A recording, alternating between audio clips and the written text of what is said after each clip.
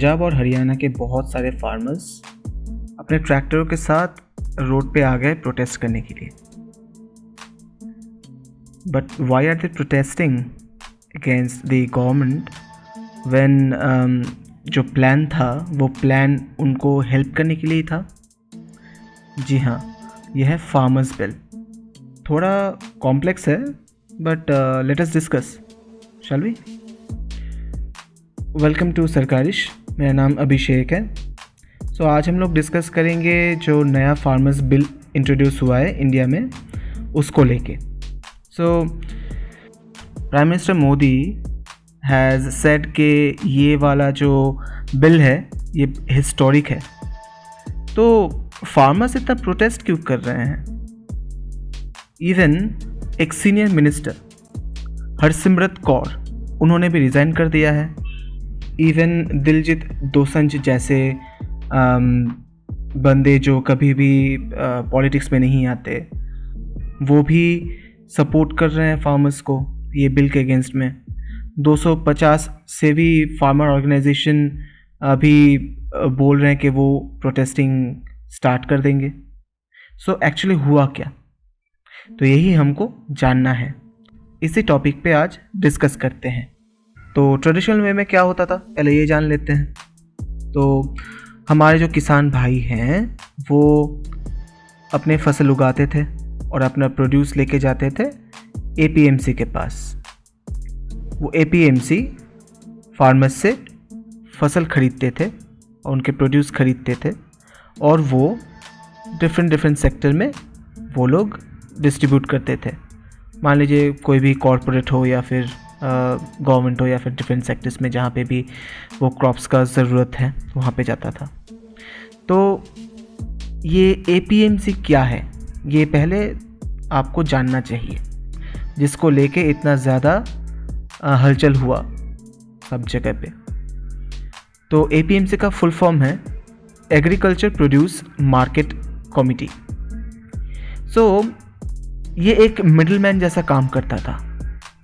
ये गवर्नमेंट द्वारा कंट्रोल रहता था और फार्मर्स जब अपना प्रोड्यूस लेके APMC के पास आते थे तो APMC के वहाँ पे ऑक्शनिंग होता था।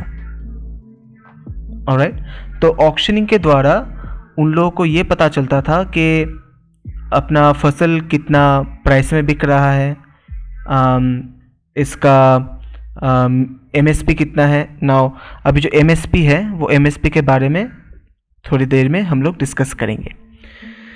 तो ये जो कॉरपोरेट्स है ये कॉरपोरेट्स डायरेक्टली खरीदते थे APMC से। अब इसका बहुत सारा अच्छा साइड भी है और बुरा साइड भी है। तो APMC का बहुत सारा जो कंप्लेंट सुनाई देता था वो अपने हिसाब से प्राइस सेटिंग करते थे, प्राइस होर्डिंग करते थे, प्राइस का इन्फ्लेशन करते थे और फार्मर्स को एक्सप्लॉइट करते थे। मान लीजिए एक बस्ता गेहूं का प्राइस है 50 रुपये, तो ये प्राइस सेट करता था APMC। तो APMC उतना ही पैसा एक बस्ता गेहूं के लिए फार्मर को देता था। अभी ये प्राइस फार्मर को पता नहीं है कि कितना था। अब APMC बोल दिया 50 रुपये का है तो 50 रुपये का है, उतने पैसे मिलते थे। अब मान लीजिए कि उसका अगर प्राइस एक्चुअली में 100 रुपीज़ हो तो 50 रुपये का प्रॉफिट तो हो गया ना APMC को, और वही कॉर्पोरेट को वो बेचते थे 200 रुपये में, 250 रुपये में। तो एज अ मिडलमैन ये बहुत सारा मनी इधर से उधर कर सकता था। अभी आप सोचोगे कि अरे फिर APMC रखने का क्या फ़ायदा अगर वो लोग ऐसे ही एक्सप्लॉइट करते थे फार्मर्स को। अब गवर्नमेंट भी यही किया। अब गवर्नमेंट ने क्या किया नया बिल के साथ कि ये जो APMC है एग्रीकल्चर प्रोड्यूस मार्केट कमिटी, इसको हटा दिया। अब वो बोल रहे हैं कि आप डायरेक्टली कॉर्पोरेट बॉडीज़ के साथ डील करो। One nation one market, it's a very good initiative, सुनने में बहुत अच्छा लगता है, राइट? तो प्रॉब्लम कहाँ है? हम लोग मिडलमैन को हटा दे रहे हैं, फार्मर्स कॉर्पोरेट से या फिर जो भी डिफरेंट सेक्टर्स है वहाँ पे डायरेक्टली बात कर सकते हैं, कोई प्राइस डिस्क्रिपेंसी नहीं होगा, everyone will get the proper price. तो इसमें प्रॉब्लम क्या है बताते हैं। वो जानने से पहले अब APMC का थोड़ा जो अच्छा साइड था वो भी जान लीजिए। तो फार्मर्स को जो पहला चीज़ जानने में आता था वो है प्राइस डिस्कवरी, कि उनका जो फसल है उसका प्राइस कितना होता था। और सबसे इम्पॉर्टेंट थिंग जो है MSP, वो है मिनिमम सपोर्ट प्राइस। ठीक है, अगर मान लीजिए APMC फार्मर्स से वो क्रॉप्स ना खरीदे तो फार्मर्स डायरेक्टली MSP में वो अपने प्रोड्यूस को सेल कर सकता है। ऑनेस्टली अगर हर फार्मर MSP के बारे में जान ले तो उनका हालत वैसे भी बेटर हो जाएगा एनी हाउ। तो गवर्नमेंट ये जो APMC है, ये APMC को हटा देना चाहता है, उसको डिसॉल्व कर देना चाहता है। इसमें प्रॉब्लम क्या है ये थोड़ा डिस्कस करते हैं। अभी 1965 से ये चला आ रहा है और हम लोग हर साल सुनते हैं कि इतने फार्मर्स सुसाइड कर लिए, फार्मर्स को इतना प्रॉब्लम हो रहा है। क्या प्रॉब्लम है ये हम लोग डिस्कस नहीं करते जनरली, और ना ही इंडिया का मीडिया ये सब डिस्कस करता है अपने शोज़ में। प्राइम मिनिस्टर मोदी ने ये प्रॉमिस किया है कि farmers income will be doubled by 2022। तो थियोरी में इट इज़ परफेक्ट और फार्मर्स को एम्पावर करना ज़रूरी है, दैट इज़ ट्रू। लेकिन जो मेन मुद्दा है कि क्या हमारा फार्मर्स उतना एम्पावर्ड है, या ये जो नया बिल पास हो रहा है वो और भी ज़्यादा कॉर्पोरेट को एम्पावर करेगा rather than farmers. Actually problem ये है कि कोई मेकैनिज़्म नहीं है इस बिल में कि कितना ज़्यादा प्रॉफिट होगा या कॉर्पोरेट कितना ज़्यादा पे करेगा फार्मर्स को, प्लस कोई भी MSP सेट नहीं है।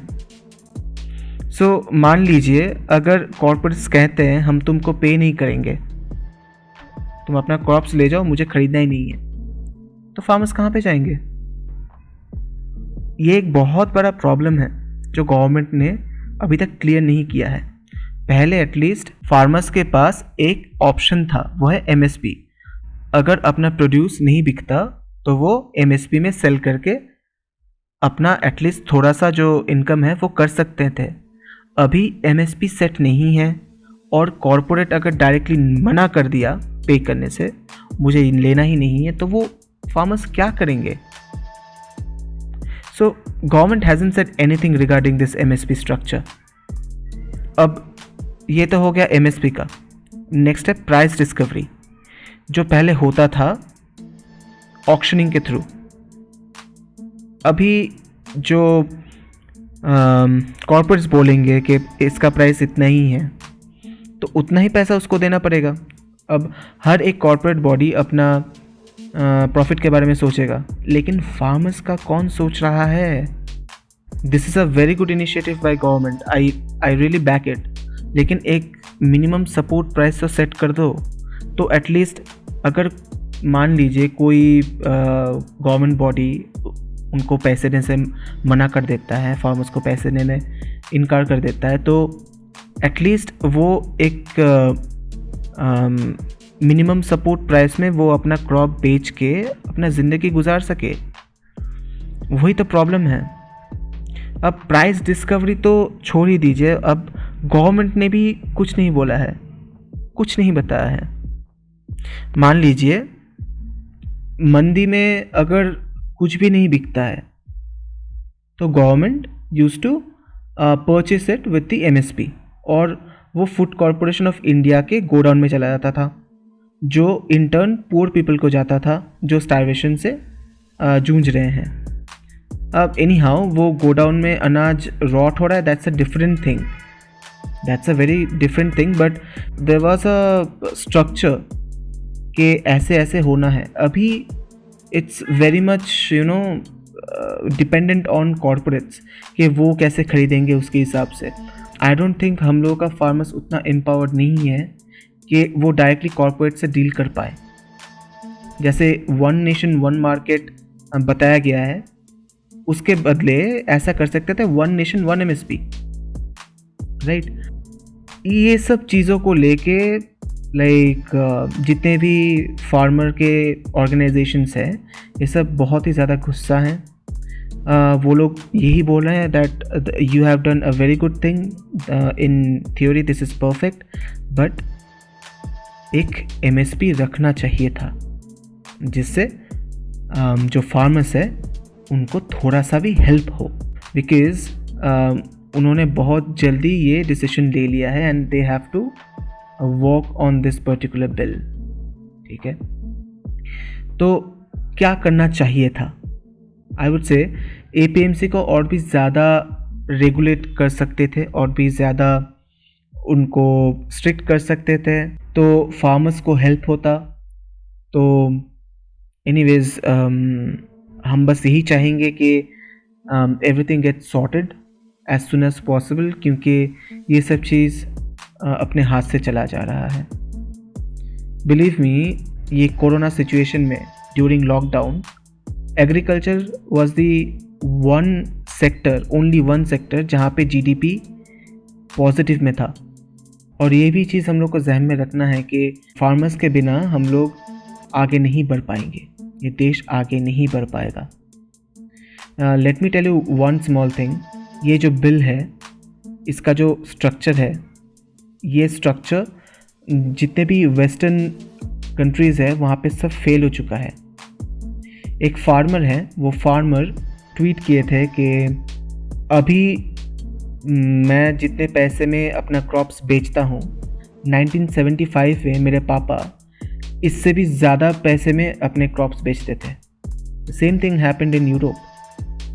तो यूरोप में US में अभी जितने भी फार्मर्स हैं वो लोग गवर्नमेंट सब्सिडीज़ के ऊपर जी रहे हैं। तो ऑलरेडी ये प्लान फेल हो चुका है वेस्ट में। So why has this been introduced to India? No one knows. Just APMC को और भी ज़्यादा रेगुलेट करना चाहिए था और एक MSP सेट करना चाहिए था, तो फार्मर्स को बहुत ज़्यादा हेल्प होता है ये सब चीज़ में। आई जस्ट होप कि everything get sorted as soon as possible, और ये बिल थोड़ा और भी रिफाइन हो तो everybody will be in benefit. Thank you, आज के लिए इतना ही। आपको अगर वीडियो अच्छा लगा या मेरा कंटेंट अच्छा लग रहा है तो प्लीज़ मेरे चैनल को सब्सक्राइब कीजिए और मेरे वीडियो को शेयर कीजिए, लाइक कीजिए, और बताइए कमेंट्स सेक्शन में कि कैसा लग रहा है, कैसे हम इम्प्रूव कर सकते हैं। खुश रहिए, आबाद रहिए। जय हिंद।